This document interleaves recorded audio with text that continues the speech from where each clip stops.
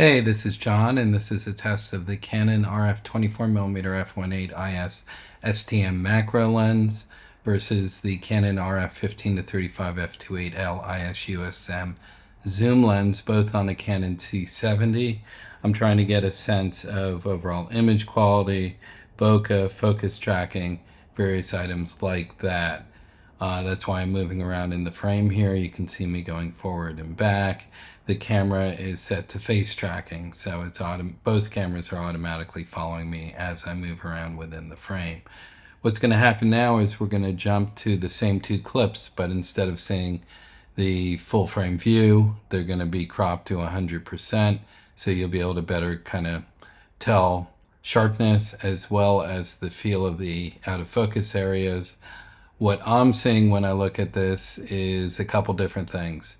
One is that the RF 24mm f1.8 prime lens is lower contrast, that it tends to have a little bounce to it during the autofocus. The autofocus is better than I expected for a consumer line lens, but again, there seems to be a little bit of a bounce, and IS is off on both lenses, so that's something internal to the lens. So to me, for video, that's certainly problematic.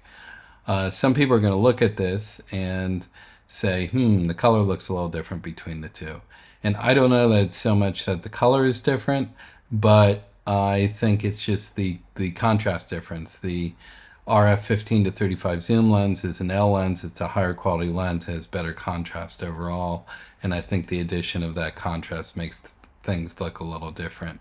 This new set of tests that you're seeing now, the RF 24mm f1.8 prime lens is at f1.8, so you're getting a sense of the maximum out of focusness versus the other lens.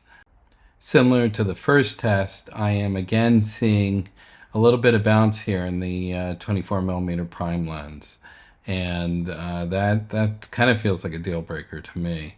But that, along with the fact that the edges on the out of focus areas on that less expensive prime lens have some fringing to them, a bit of coloration, and that too doesn't look quite as professional as the 15-35 L lens. Here is a BTS picture of the camera setup. Both cameras were next to each other.